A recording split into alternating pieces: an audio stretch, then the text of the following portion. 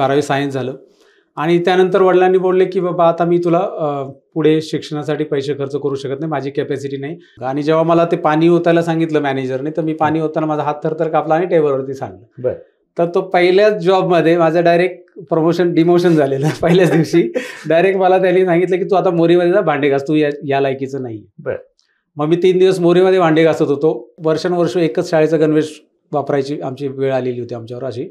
आणि तोच गणवेश संध्याकाळी आई धुवून टाकायची, दुसऱ्या दिवशी आम्ही तोच वापरायचो परत. आणि फाटला तर त्याला एकच ऑप्शन होता, पॅच, म्हणजे थिगळं लावलेली जायची. त्यावेळेस लोक अशी बोलायची मला की हा गेलाय कामातून. म्हणजे 12वीचं जेव्हा रिझल्ट लागला आणि त्याचं रिझल्टचे मार्क्स एकदम खाली आलेले, तर ते बोलायचं हा हुशार मुलगा होता पण आता हा कामातून गेला. आणि आज तीच लोक बोलतात की बाबा हा या मुलासारखं काहीतरी बनून दाखव. म्हणजे आपले दुसऱ्या त्यांच्या मुलांना सांगतात की बाबा हे बघा सतीशने काय केलं, हॉटेलमध्ये 1.5 वर्ष काम केलं आणि नंतर तो आज कुठल्या पण पडावला जाऊन पोहोचलाय, कुठे त्यांनी काय प्रगती केली बघा.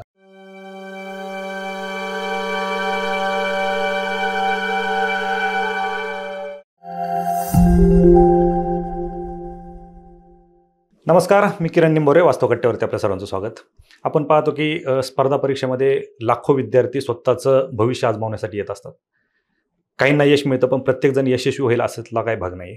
परंतु हे सगळं होत असताना प्रत्येकजण कारणं देत असतात की आर्थिक परिस्थिती असेल, एज्युकेशन असेल, आम्ही भविष्यात करायचं काय, यावरती बरेच विद्यार्थी बोलत असतात. परंतु आज आपल्यासोबत वास्तवकट्ट्यावरती सतीश ढवळे सर आहेत. सर, आपलं वास्तवकट्ट्यावरती स्वागत. धन्यवाद. खरं तर सरांविषयी सांगायचं झालं तर सरांना महाराष्ट्रातीलच नाही, संपूर्ण भारतातील युवक वर्ग असेल किंवा इतर जे एज्युकेशन फील्डमध्ये असणारे विद्यार्थी आहेत किंवा स्वतःला आजमावण्याचा प्रयत्न करत आहेत, असे विद्यार्थी सरांना ओळखतात. सरांचा लर्न मोर नावाने यूट्यूब चॅनल आहे, त्याला जवळपास मला वाटतं 21 लाख सबस्क्रायबर आहेत. त्याच्यानंतर सतीश टेक नावाचा त्यांचा मराठी वर्गासाठी एक त्यांनी चॅनल सुरू केलेला आहे, तो मराठीमध्ये आहे. आणि लर्न मोर हा हिंदीमध्ये आहे, हिंदी इंग्लिश. सरांचं स्किल कोर्स ह्या नावाने त्यांचं नवीन स्टार्टअप आहे. आणि ह्या सगळ्या गोष्टी होत असताना सगळ्यात महत्त्वाची गोष्ट सांगायची की सरांना वास्तवकट्ट्यावर काय आणलं. आज सरांचं शिक्षण आहे 12वी आणि सरांनी तंत्रज्ञानामध्ये स्वतःला आजमावलं आणि 12वी शिक्षण असताना मोठमोठ्या IT कंपन्यांना कन्सल्टन्सी सर पुरवतात. लाखो युवकांना त्यांनी रोजगार उपलब्ध करून दिलेला आहे, रोजगाराची संधी त्यांना निर्माण करून दिलेली आहे. एकंदरीत सरांचं 12वी झालेलं आणि हा जो प्रवास आहे, आपण म्हणतो की माझं एज्युकेशन नाही, 12वी झालं आहे, मी काय करणार. पण 12वी होऊनही भरपूर काही करता येतं, याचं उदाहरण आपल्यासमोर आहे सरांचा प्रवास. आणि एकंदरीत सरांनी नेमकं या तंत्रज्ञानामध्ये कशी क्रांती घडवून आणली, या सगळ्या गोष्टी आपण सरांकडून जाणून घेणार आहोत. सर, पुनश्च एकदा आपलं वास्तवकट्ट्यावरती स्वागत. धन्यवाद किरण सर.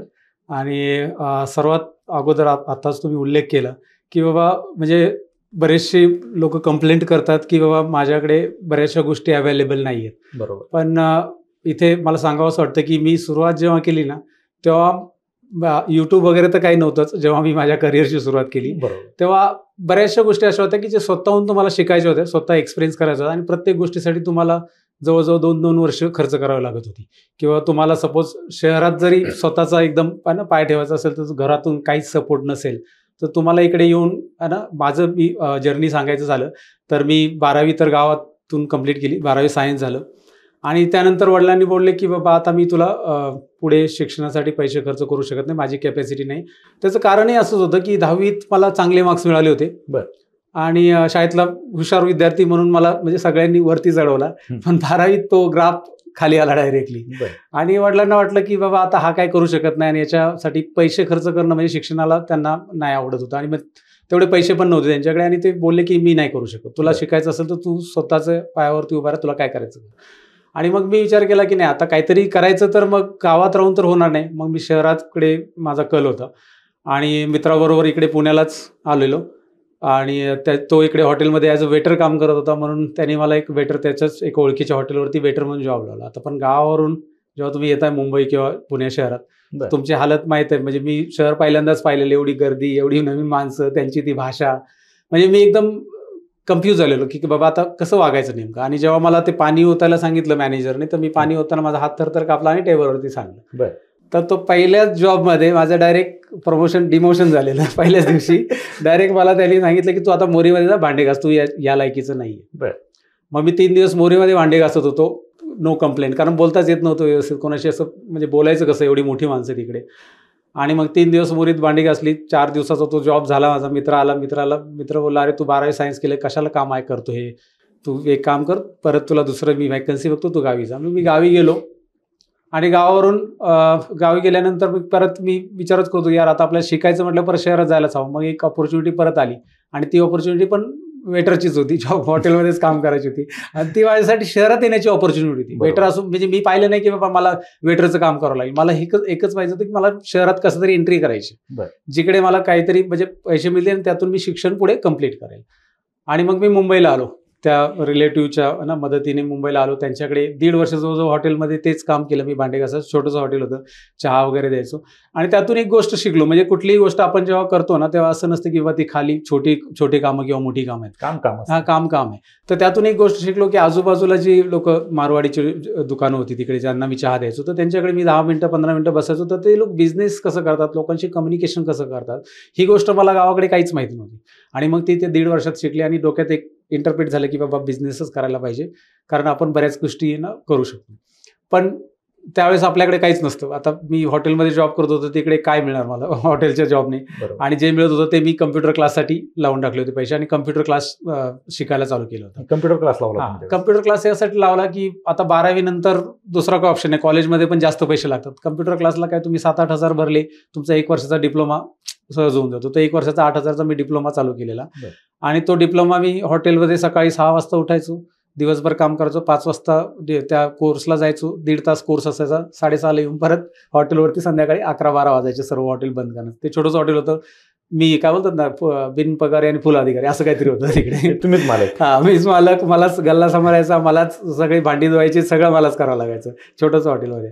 आणि पण म्हणजे ते असं कधी वाटलं नाही की बाबा ही मला खूप जबरदस्ती गोष्टी कराव्या लागतात. मला असं वाटलं की नाही, मला गावी जाऊन काही मिळणार नाही परत, कारण तिकडे गावी आपल्या इकडे कसं आहे, पावसाचं खूप इश्यू, शेती खूप कमी, आधीच गरिबी. म्हटलं आता इकडे राहा, इथे काहीतरी होईल.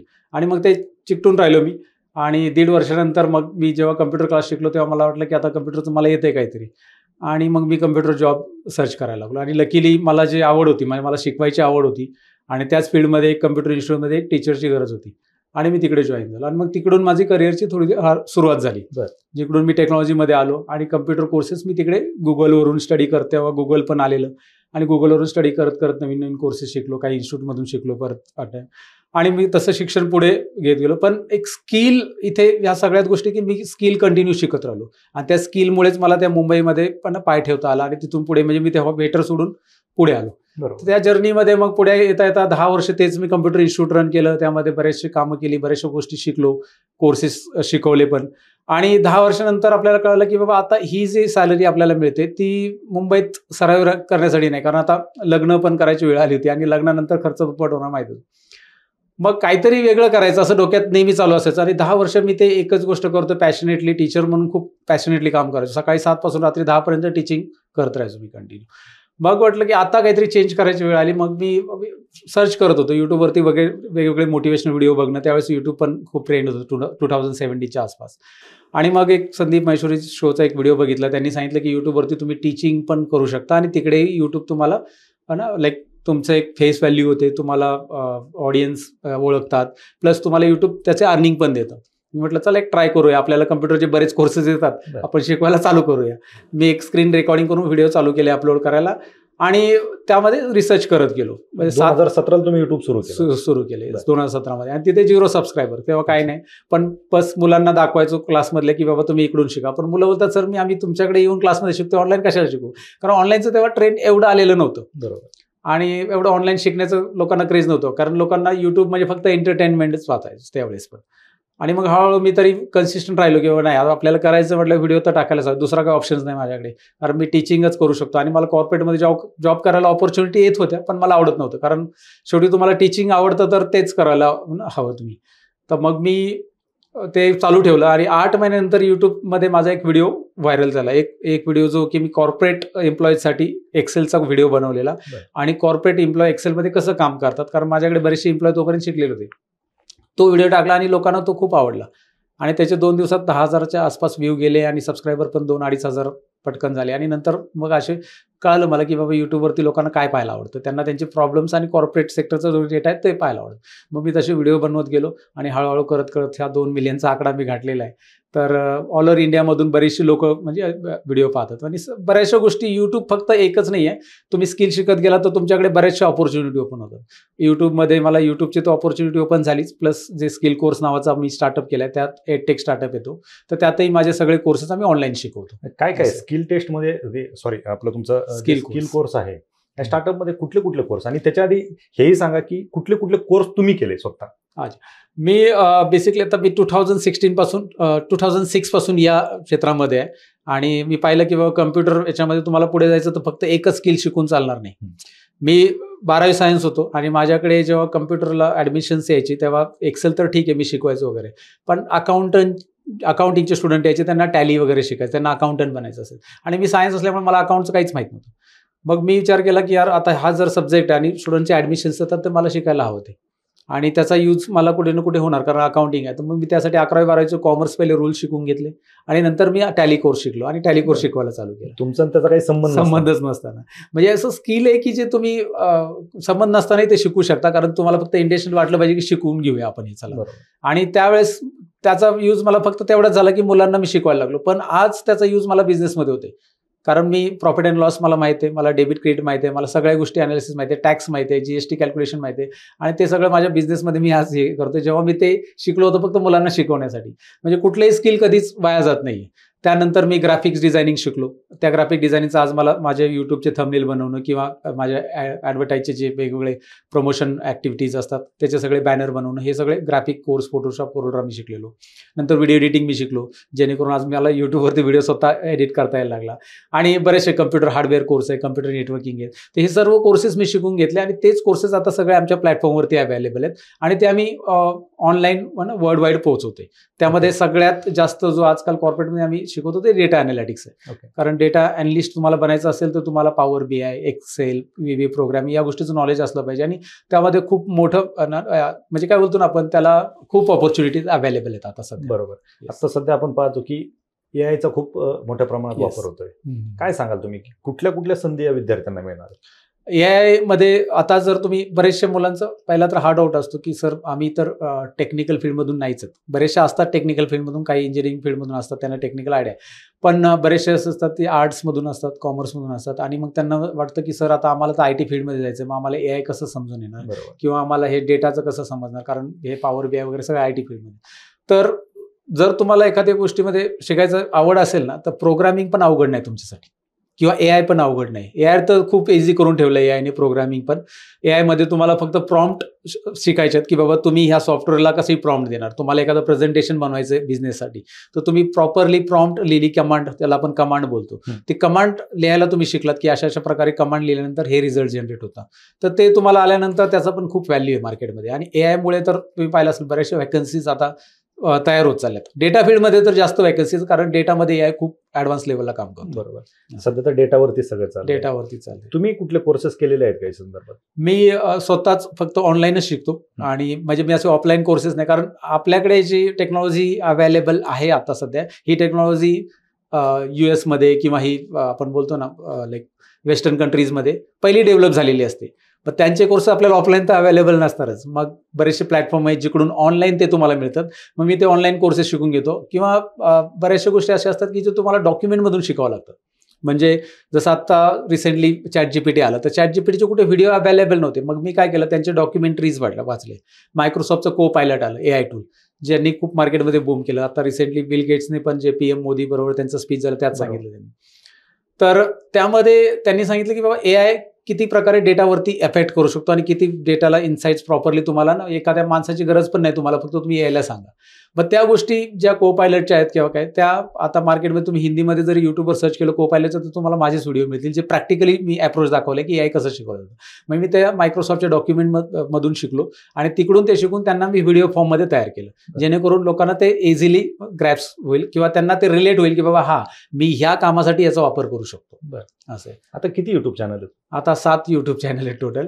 बरं, ज्यावेळेस तुम्ही युट्यूब चॅनल सुरू केला असं वाटलं होतं की आपण काही मिलियनमध्ये व्ह्यूज असतील, मिलियनमध्ये सबस्क्रायबर असतील, आपण 12वी आपले झाले, आपलं ग्रॅज्युएशन सुद्धा झालेलं नाही आणि आपण गायडन्स कुणाला करतोय, तर जे हायली एज्युकेटेड लोक आहेत कॉर्पोरेट सेक्टरची.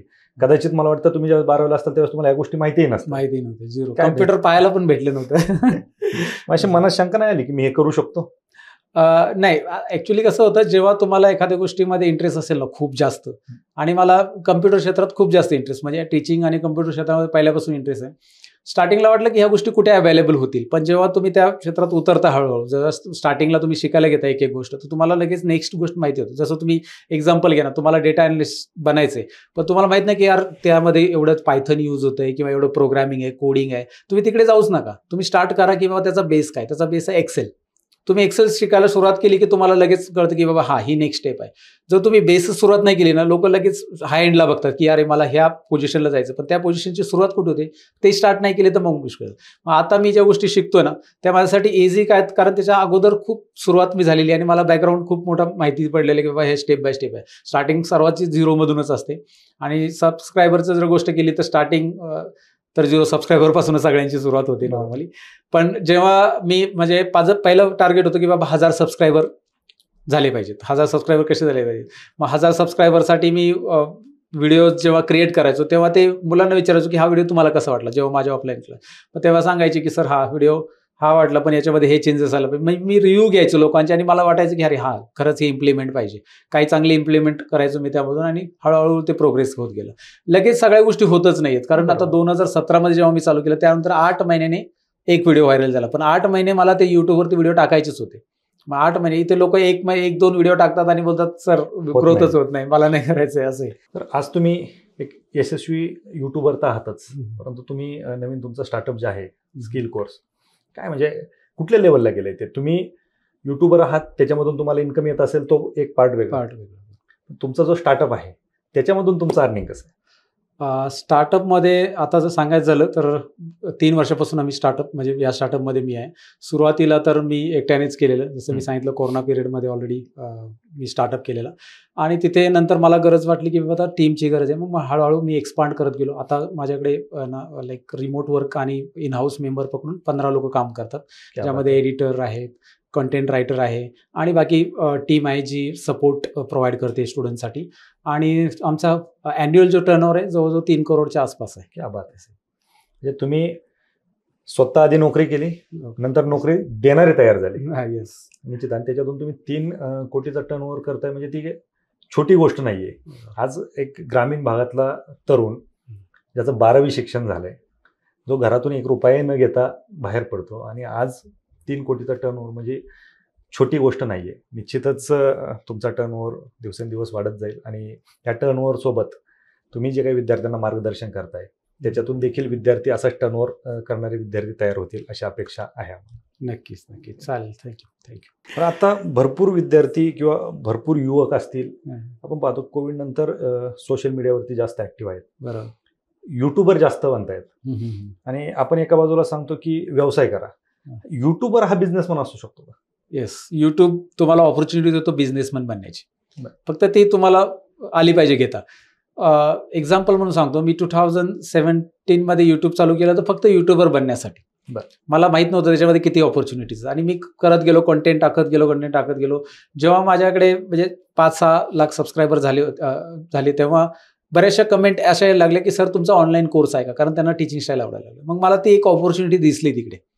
पण मी त्यावेळेस जॉब पण करायचो, सकाळी 8 ते संध्याकाळी 8 पर्यंत जवळजवळ जॉब जायचंच माझा, ट्रॅव्हलिंग वगैरे पकडून, आणि नंतर घरी येऊन व्हिडिओ एडिट करणं आणि मग अपलोड. मग ऑनलाईन कोर्स क्रिएट करायला टाईमच नव्हता.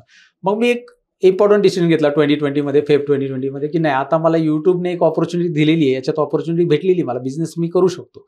तर मला आता एकतर माझा जॉब सोडावा लागेल नाहीतर मग युट्यूबवरती आहे ते चालून मग तसंच मी ॲव्हरेज राहणार युट्यूबवरती. मग मला युट्यूबवरती जे ऑपॉर्च्युनिटी मिळाली त्याला जर प्रॅक्टिकलीमध्ये कन्वर्ट करायचं असेल तर मग मी फेब 2020ला डिसिजन घेतलं मला आता जॉब सोडायचा आहे. आणि मग मार्चला त्यानंतर कोरोना आला तर ती ऑफलाईन इन्स्टिट्यूट तशी बंद पडली.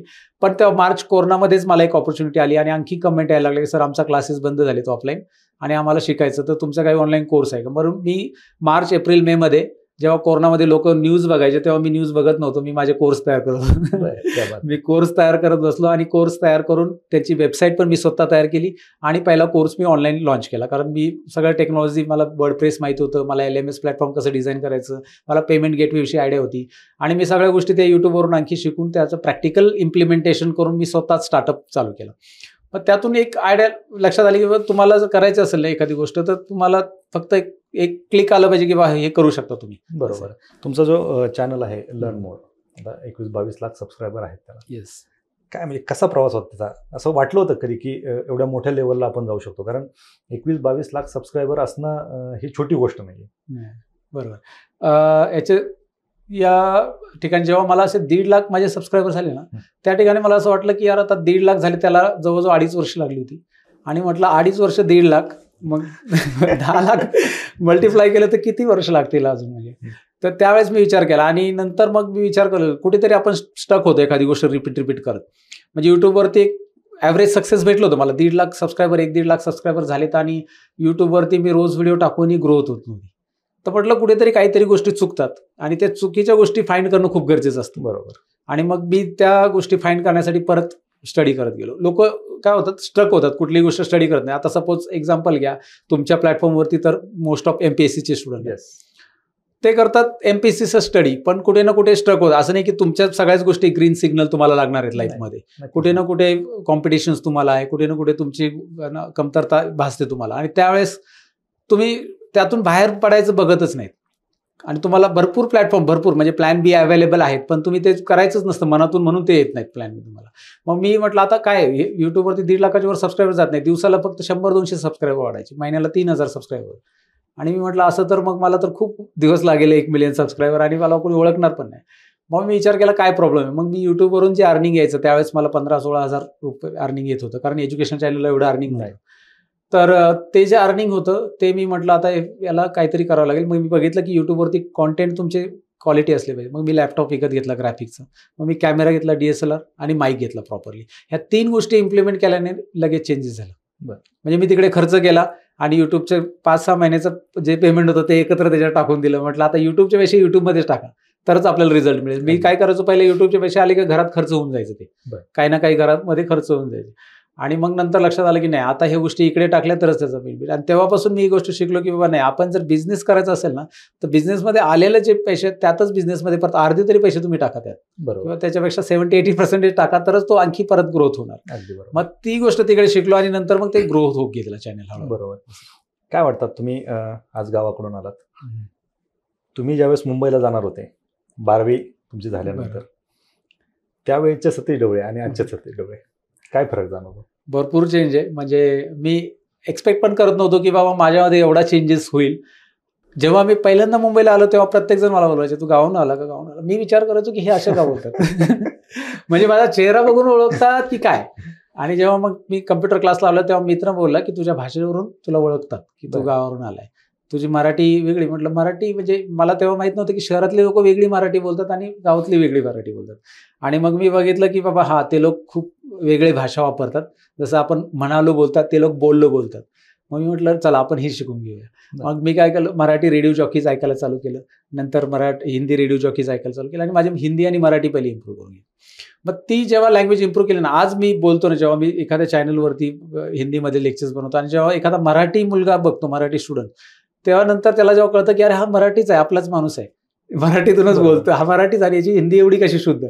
मग ते मला विचारतो हिंदी कशी काय तुम्ही इम्प्रूव्ह केली. मग मी सांगतो त्यांना की बाबा याच्या पाठीमागे माझं एक मला हर्ट झालं होतं खूप. मला प्रत्येकजण बोलायचं की तू गावाहून आला का, तुझी मराठी चांगली नाही. मग ते जेव्हा लागतं ना स्वतःला की बाबा आता काहीतरी करायला पाहिजे, आपल्याला हे ना खूप हे बोलतात, मग ते त्यातूनच मी शिकलो की बाबा हे. आणि ते त्यावेळेचं जे होतं मी आता मला म्हणजे आठवत नाही एवढ्या गोष्टी, पण खूप म्हणजे एक बोलतात ना एकदम शाय टाईप मुलगा होतो मी. आज गावाकडे तुमच्याकडे पाहण्याचा दृष्टिकोन कसा आहे? एक बोलतात ना की सगळ्यांना गायडन्स माझ्याकडून पाहिजे असतो अशा प्रकारे. बरं. त्यांना वाटतं की बाबा ह्या कुठेतरी पोहोचलाय, आपले रिलेटिव्ह आहेत, तर ते कोण ना कोण येऊन विचारतं की बाबा आमच्या मुलाला काही गायडन्स करा. आणि एक वेळ अशी होती की बाबा त्यावेळेस लोक अशी बोलायचे मला की हा गेलाय कामातून. म्हणजे 12वीचं जेव्हा रिझल्ट लागलं आणि त्याचं रिझल्टचे मार्क्स एकदम खाली आलेले, तर ते बोलायचं हा हुशार मुलगा होता पण आता हा कामातून गेला. माझ्या वडिलांना सर्व भरले आणि त्यामुळेच वडिलांनी पुढे शिक्षणासाठी नकार दिला होता मला. आणि आज तीच लोक बोलतात की बाबा हा या मुलासारखं काहीतरी बनून दाखव. म्हणजे आपले दुसऱ्या त्यांच्या मुलांना सांगतात की बाबा हे बघा सतीशने काय केले, हॉटेलमध्ये 1.5 वर्ष काम केलं आणि नंतर तो आज कुठल्या पण पडावला जाऊन पोहोचलाय, कुठे त्यांनी काय प्रगती केली बघा. असे ही जगाची रीत आहे. खूप ॲप्रिशिएट करतात जेव्हा तुमच्याकडे काहीतरी असतं जगाची रीत असे. नाही ऑब्व्हियसली ते तर असणारच, कारण आज जर प्रत्येकाला जर ॲप्रिशिएट करायचं म्हटलं तर तुमच्यासारख्या यशस्वी लोकांना ती व्हॅल्यूच राहणार नाही. आणि कुठेतरी ह्या गोष्टी दिसल्या तर तुम्ही पण कुणाला तरी पाहूनच समोर गेलात. बरोबर. ह्या गोष्टी आज तुम्हाला 21-22 लाख सबस्क्रायबर आहेत, तुम्हाला पूर्ण सबस्क्रायबर सोडून द्या पण 5-7 मिलियन व्ह्यूज असतात तुमच्या व्हिडिओला आणि लाखो विद्यार्थी लाखो तरुण तुमचे व्हिडिओ पाहून कुठेतरी स्वतःचं भविष्य आजमावण्याचा प्रयत्न करतायत. निश्चितच ह्या सगळ्या गोष्टी होतात. तुम्ही जसं सांगितलं आणि तुम्हाला माहिती की आपल्या चॅनलवरती स्पर्धा परीक्षेचा जास्त क्राऊड आहे. म्हणजे 99% स्पर्धा परीक्षेचा युथ आहे. प्रत्येकाला नोकरी मिळणं शक्य नाही, सरकारी नोकरी. परंतु स्वतःचं आयुष्य आजमावण्यासाठी प्रयत्न करतायत. काल एक रिझल्ट लागला, जवळपास 70,000 विद्यार्थी त्याच्यामध्ये बाहेर पडले त्या परीक्षा प्रोसेसमधून. नैराश्यात जाणार साहजिकच आहे. 1-2 वर्ष अभ्यास करायचा त्या परीक्षेसाठी आणि आपण शेवटच्या टप्प्यातून बाहेर पडतो. काय सांगाल तुम्ही, ज्यावेळेस आम्ही विद्यार्थ्यांना सांगत असतो प्लॅन बी असला पाहिजे, तुम्ही हा अभ्यास करताय दुसऱ्या काहीतरी क्षेत्रात जावा, पण त्यांच्याकडून रिप्लाय येतो करणार काय. कारण ग्रॅज्युएशन झाल्याच्या नंतर 5-6 वर्ष इकडे अभ्यास केलेला असतो, त्या ग्रॅज्युएशनचं तुम्ही सगळे विसरून गेलेलं असतं. काय सांगाल कुठल्या कुठल्या संधी या स्पर्धा परीक्षेच्या विद्यार्थ्यांना मिळू शकतात? डेटा इंडस्ट्री खूप मोठी आहे सर्वात अगोदर, तर हे लोकांना माहीत नाही. स्वतः आपले मुकेश अंबानीजी बोलले होते की आता डेटामध्ये 2040ला बोललेले किंवा आणि त्यांनी डेटामध्ये एंट्री केली. तुम्हाला माहिती आहे जिओ कुठून कुठे घेऊन आले आणि फक्त डेटावरतीच. तर याची पॉवर लोकांना अजून कळली नाही की बाबा डेटाचं अजून किती ना यूज आहे. आज तुम्ही पाहता जेवढे पण MNCs आहेत त्यांच्या बॅकएंडला फक्त डेटावरतीच काम होतं. बिझनेस ग्रोथ फक्त डेटाच्या अनालिसिसवरतीच होते. बरोबर. तर ही खूप मोठी इंडस्ट्री आहे आणि जर तुम्हाला प्लॅन बी सिलेक्ट करायचं तर माझ्या मते तर डेटा फील्डशी रिलेटेड तुम्ही काहीतरी काम केलं तर खूप बेस्ट राहील. म्हणजे आणि त्याला वेळ पण नाही लागत. सपोज तुम्हाला एखादं मायक्रोसॉफ्ट एक्सेल सारखा कोर्स शिकायचा आहे, लोकांना वाटतं की यार मायक्रोसॉफ्ट एक्सेल म्हणजे पूर्ण मॅथ्स वगैरे असेल, असं काही नाही आहे. मायक्रोसॉफ्ट एक्सेल मॅथ्स ऑटोमॅटिक करतं, फक्त तुम्हाला शिकायचं ते कसं करतं. तर असा एक कोर्स जो 2 महिने तुम्हाला शिकण्यासाठी लागेल, ज्याचं नॉलेज येईल, ज्यामध्ये तुम्ही स्टार्टिंग करू शकता, तुम्ही डेटामध्ये एंट्री मारू शकता आणि एखाद्या कंपनीमध्ये जॉब करू शकता आणि तिकडे जॉब करताना बाकीचे कोर्सेस तुम्ही इम्प्लिमेंट करू शकता. कारण हे कोर्सेस असे की जे ऑनलाईन घरी बसून शिकले जाऊ शकतात आणि तुम्ही इम्प्लिमेंट करून एक डिसेंट सॅलरी तर मिळू शकता स्टार्टिंगला आणि नंतर जर तुम्ही त्यामध्ये जर काय बोलतो ना ॲडव्हान्स एक्सपिरियन्स आला, तुम्हाला 3-3, 4-4 वर्षाचा एक्सपिरियन्स होते, तर तुम्ही एक चांगल्या ऑफिसर लेवलची सॅलरी तिकडे अर्न करू शकता. कारण कॉर्पोरेट फील्डमध्ये जर तुम्हाला यायचं असेल तर IT मध्ये येण्यासाठी नॉन IT बॅकग्राऊंडचं जरी असेल कुणी पण, तर IT फील्डमध्ये येण्यासाठी डेटा ॲनालिसिस एक अशी फील्ड आहे जिथे तुम्ही बिंदास शिकू शकता. त्या व्यतिरिक्त आता सगळ्यांनाच डेटामध्ये इंटरेस्ट असतो असं नाही. बरोबर. त्या व्यतिरिक्त कम्प्युटरचे बरेचसे कोर्सेस, जसं ग्राफिक डिझायनिंग घ्या, ज्यामध्ये फोटोशॉप, कोरल ड्रॉ असे तुम्ही कोर्सेस शिकताय किंवा ॲडोबी इलिस्ट्रेटर, तर याच्यामध्ये तुम्ही लोगो डिझायनिंग किंवा बॅनर डिझायनिंग अशा गोष्टी करू शकता. आणि जिकडे सपोज तुम्हाला कुठल्या कंपनीत जॉब नाही लागला तरी हरकत नाही, ते नॉलेज कुठेच वाया जात नाही. कारण तुम्ही फोटो एडिट करायला शिकलात तर तुम्ही स्वतःचं फोटोशॉपचं एक हे करू शकता, शॉप ओपन करू शकता. तुम्ही बॅनर बनवायचं शॉप ओपन करू शकता, त्याला जास्त एक्सपेन्सेस पण लागत नाहीत. म्हणजे तुमचा स्टार्टअप जो आहे ना, एक छोटासा स्टार्टअप जो तो हळूहळू ग्रोथ होणार जेव्हा तुम्हाला एक्सपिरियन्स येणार आहे. पण तुम्ही छोटा स्टार्टअप करू शकता ग्राफिक डिझायनिंग करून, त्यानंतर व्हिडिओ एडिटिंग करून, त्यातही भरपूर ऑपॉर्च्युनिटी. व्हिडिओ एडिटिंग शिकायला तर हार्डली 20 दिन म्हणजे 20 डेज हे आहेत, इनफ आहेत. का तर त्यामध्ये जास्त काही तुम्हाला हे नाही लागत. एक सॉफ्टवेअर तुम्हाला प्रॉपरली ऑपरेट करायचं असतं, ज्यामध्ये तुम्हाला व्हिडिओ कटिंग आले पाहिजेत, व्हिडिओ मर्जिंग आलं पाहिजे किंवा व्हिडिओमध्ये वेगवेगळे इफेक्ट्स कसे टाकायचे. आणि व्हिडिओ एडिटिंग शिकलात तर त्यामध्ये पण तुम्हाला ऑनलाईन लर्निंग, ऑनलाईन तर ऑपॉर्च्युनिटी भरपूर आहेत, कारण कॉन्टेंट क्रिएटर भरपूर आहेत, त्यांच्याकडे एडिटर नाहीत. दुसरी गोष्ट, स्वतः तुम्ही कॉन्टेंट क्रिएटर होऊ शकता. स्वतः तुम्ही ब्लॉगचे व्हिडिओ बनवू शकता, ते एडिट करून अपलोड करू शकता. कारण लोक कुठले व्हिडिओ बघतात जे प्रॉपर एडिटेड आहेत, ज्यांचं नॉईज नाही व्हिडिओमध्ये, नॉईज. आता आपला हा जो पॉडकास्ट लोक का बघतात, कारण यामध्ये क्लॅरिटी आहे, क्वालिटी पण आहे, क्लॅरिटी पण आहे आवाजामध्ये. अशा गोष्टी जर तुम्ही शिकून घेताय तर त्याची व्हॅल्यू खूप आहे. म्हणजे फ्रीलान्स तुम्ही करू शकता, आणि सेल्फ एम्प्लॉय तुम्ही बनण्याचे चान्स आहेत आणि तुम्ही ते कॉर्पोरेटमध्ये पण ते नॉलेज यूज करू शकता. अगदी बरोबर. हे सगळं होत असताना खरंच विद्यार्थ्यांना खूप चांगल्या संधी तुम्ही सांगितल्या आणि निश्चित विद्यार्थ्यांनी याच्याकडे लक्ष देणं गरजेचं आहे. परंतु हे सगळं होत असताना तुम्ही तुमचा सुरुवातीचा प्रवास सांगितला, खडतर प्रवास होता, त्याच्यावर तुम्ही मात केली आणि आज इथपर्यंत आला.